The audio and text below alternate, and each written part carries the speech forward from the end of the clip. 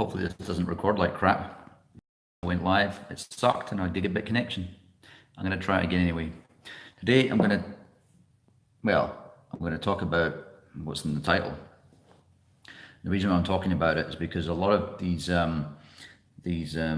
censorship issues that have happened over the last few months, such as Alex Jones and MGTOW channels like Sandman and truthers in general, who appear to be picked on. I mentioned in the past about some channels that have failed to get any recognition in the last few months, especially since I think it was October. There was a bit of a shutdown over at YouTube.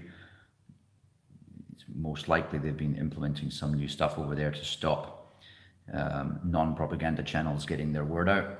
So anti-propaganda channels is probably the best way to put it. And I think the latest one is definitely that on the MGTOW side, it's the men going their own way. So what I noticed is a lot of these guys, they seem to be leading the way, and I think it's by choice. You know, if you give someone no option, like for example, something was mentioned a few episodes ago about Bitcoin. If you were to, there's not a Bitcoin roadshow channel, but anyway, I mean video. If the government makes something more difficult, then what happens is something more secretive, something more private fills its place. Or if you take away the ability to do something in the internet, people will just find ways around, like, you know, the Silk Road and things like that. People always find a way around. So sometimes what the authorities are better off doing to maintain totalitarian control and other forms of control over their population is to actually allow the things that they see as bad. And I suppose it's a lesson that's probably not being learned by the ruling online authorities that are Facebook and Google. Because so here's BitChute, for example. There's Sandman, who's been demonetized, like a lot of these MGTOW people have, and he's on BitChute, and a lot of them, the truther channels too. One is the Crow. So, hey wee man, look at this, so cute. Yes, they've been demonetized. Anyway, I'm just going to stop this video. Oh, look, it's so cute. It's so cute. Oh. My point being is that some of these channels are, well, what I think we're going to see next, we've already seen this with Facebook. We've already seen that if you put a minds.com link, whether it's just to Minds or anywhere on that platform, if it starts with minds.com, they will say this platform, they will say this looks like a spam link or something like that. It's a pathetic excuse to censor, you know, until they can think of something better. I think they're probably just scared they're going to get sued somehow in case the company might have enough money to sue them, Minds.com. So the same thing I think might start happening with BitChute. We already know that what also happens on YouTube is if you make a comment and the YouTube algos pick it up, what they'll end up doing is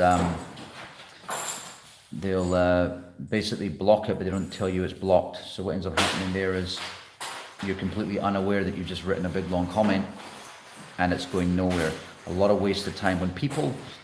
When mainstream, because mainstream don't understand this yet, when mainstream find that out, they won't want to spend time commenting on stuff. And that's going to put your customer engagement down.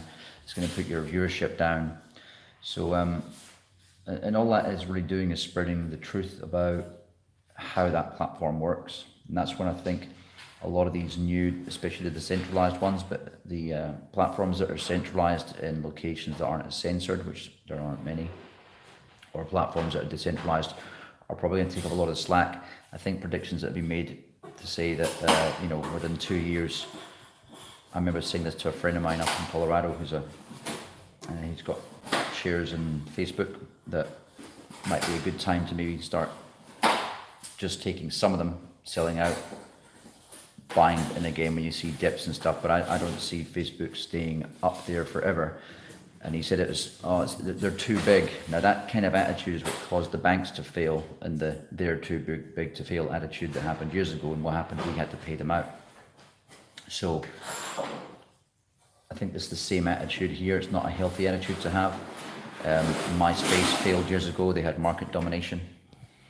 I think the same thing had happened with these platforms, including YouTube, because as big as they are, Google have had a lot of ventures that have failed. Look at Google Plus, for example. As big as they are, they couldn't make that work. The same thing could happen if they get superseded, if people get annoyed with censorship. People will move to BitTube.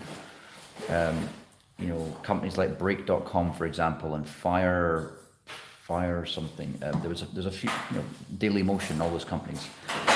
They never ousted it to a degree that one might have expected was possible.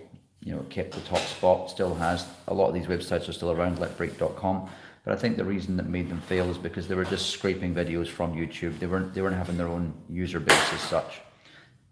With BitChute and BitTube and even D.Tube to a lesser degree, it's a bit more buggy. I think we're seeing the adoption of these platforms and people who have actually loyalty to them.